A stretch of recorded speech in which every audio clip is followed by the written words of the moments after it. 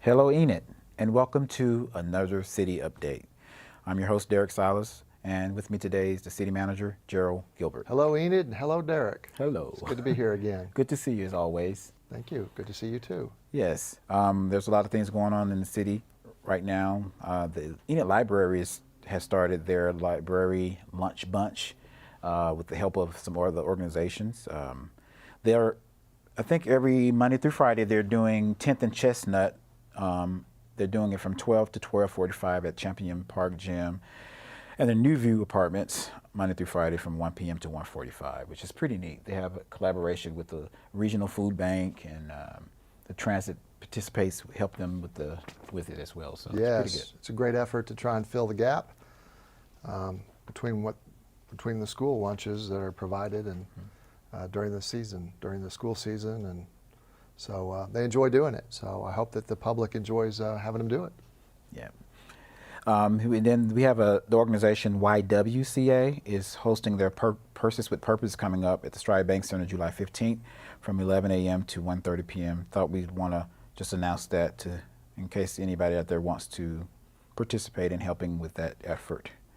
Some exciting news over the weekend was the Enid Outlaws winning their division, the championship, the Central Division. They're the champs in that division, which is pretty neat. I saw several folks from the community. There was a lot of people there. In fact, I think they set an attendance record on the Friday night playoff game. I think there was over 600 people there and a really long line.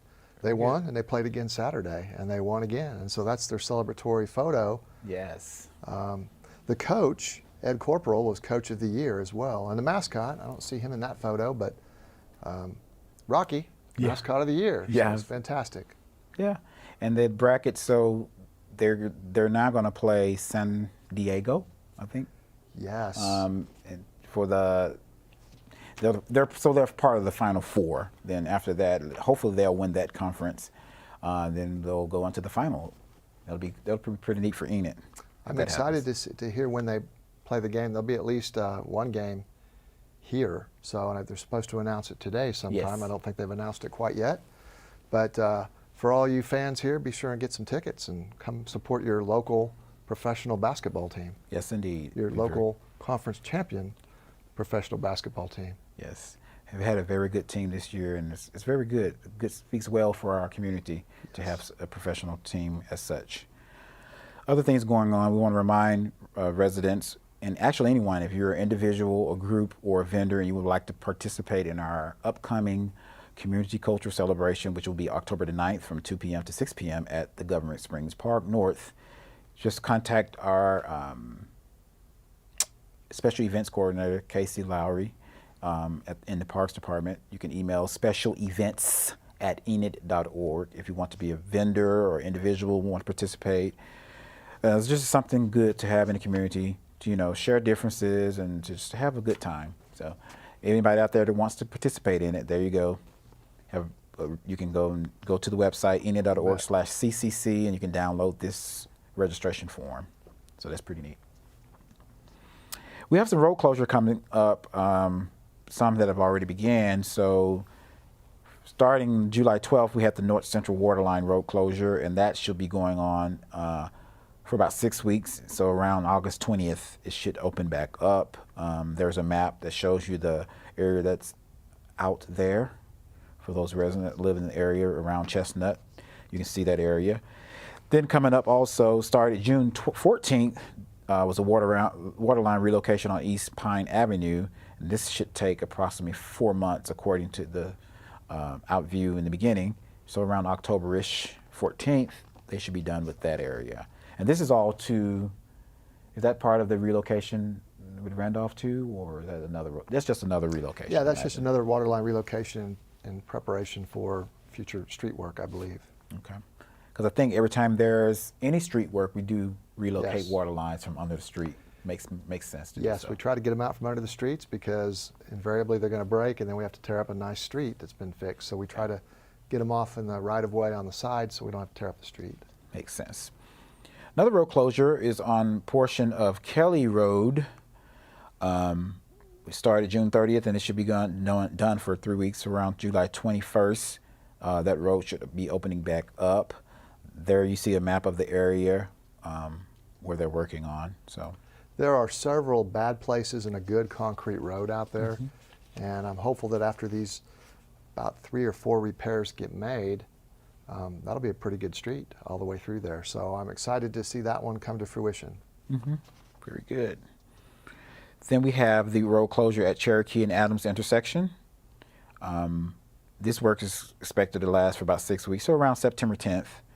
And this is also to replace some concrete in the intersection there. So this area is closed, so you'll be seeing that coming on if you haven't already. And as you look at that map, you'll notice that's over by the YMCA and the Champlin Pool. So as that gets started, there's been some progress already. And if the whole intersection gets closed, then certainly people need to heed and pay attention when they go to those busy spots, like the Y and the pool. Yeah. But it'll be a really nice improvement when it's done. That's a weird intersection anyway. It's got medians in it, and so you got to be careful. This will improve it and make it better. Very good. And we want to remind citizens also that there's no, well, actually we want to remind them about Southgate Road construction. Phase 2 began, it started July 7th, and I'm not sure how long that's going to go on. This is a county project. I'm not sure how long that project will be. But in order to access the landfill, you would have to go on 30th Street because the section all the way from Dolice, is it Dolice? Yeah, I think it's from Dolice all the way out past the landfill that they're working on. Yes, so all of those areas are closed. You have to go to 30th Street to access the landfill. And this is the area, as you can see on the map, from the railroad tracks by Dolice all the way to the landfill. That portion is closed. So just a heads up to reroute, to work around, to walk around, or drive around another direction to get where you wanted to go. And then just want to remind residents that posting of signage on traffic control devices is prohibited. So make sure you don't put anything on any traffic lights. It kind of disturbs the paint and everything. So yeah, the city's certainly not trying to spoil the fun about the notices of yard sales and garage sales. My wife loves to attend those, and me too. So we're just trying to make sure it causes damage to our poles and our surface. So just put them on a stake in the yard and remove them when the event's over. And I know you've got a PSA coming out on that, so it'd be fantastic. Yeah. And I also want to remind everyone that in preparation for the school year coming up, that the Technical Services Department is testing the communication devices, the zone beacons. So you will see some flashing lights here and there this week as they're working on those, or just testing them to be sure that they're working properly. So, that's what's going on. If you want to know what's going on, that's what's going on. One of the things I know that we'll be working on with this initiative too is with the new software and the ability to schedule and program these things, we'll be able to take into account where, for instance, some of the schools may not let out for lunch, so therefore we don't need to activate these beacons at lunchtime, or there could be some that aren't necessary anymore. Unfortunately, Cimarron Montessori School is closed, and so I believe they're already closed, so the beacons that are there will probably either relocate or not flash. And so anyway, that's an improvement for the citizens, and I can remember some former commissioners, Ron Jansen, if you're watching this, I remember you talking to me about it, so it has come to fruition.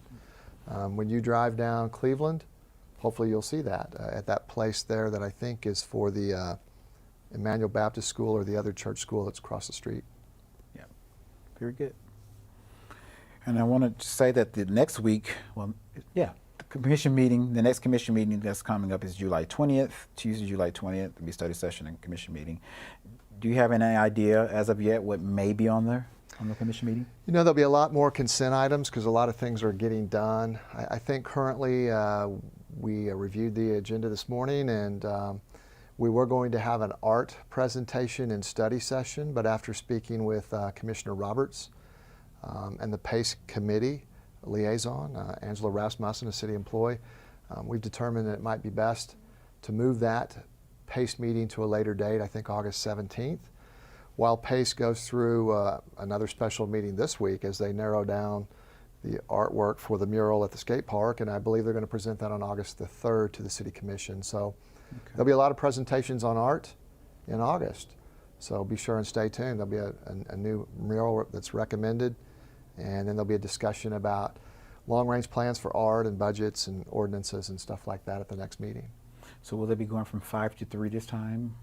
Narrowing it down to 3? I or? think they're narrowing it down to 1, I thought, but I Okay. could be wrong. There's a special meeting coming Wednesday. I believe it's at noon. If you want to know more, come to the meeting. I believe it's in the lower level conference room Okay. at the administration building. Very good, very good. Anything else you want to tell the citizens out there? No, I just appreciate all the citizens, appreciate the suggestions we get, the constructive feedback we certainly try to take into account. Our See-Click-Fix app has been very, very successful and popular, and it works really well for certain things like code complaints, pothole, necessary street repair complaints. It doesn't work so well for things like complaining about noise with your neighbor, particularly on a weekend when nobody's probably going to respond to that. So you'll need to probably contact the police department on those types of issues. And then, of course, if there's, I've seen them See-Click-Fix used sometimes for capital project type stuff that we won't be able to be very responsive. But our answers should be responsive in that this is a bigger issue that will take time. So I hope that you all find that tool very useful and helpful, because I think it's helping us improve our customer service and be able to measure our timeliness of response and such. So, Yeah, very good. and thank you for being an administrator of that and working with all the departments and to get that implemented very well. So I think it's going great right now. Okay. So hey, if you ever have anything for me, you can see me around the city. You can call me on the phone, 616-7245, jgilbert@enid.org. And I'm sure there's other ways to reach me, but those are direct ways. So thanks a bunch. I enjoy being your city manager, and I'll see you around Enid, especially at an Outlaws game, maybe Friday or Saturday. Yeah. See you next time, Bye-bye. guys.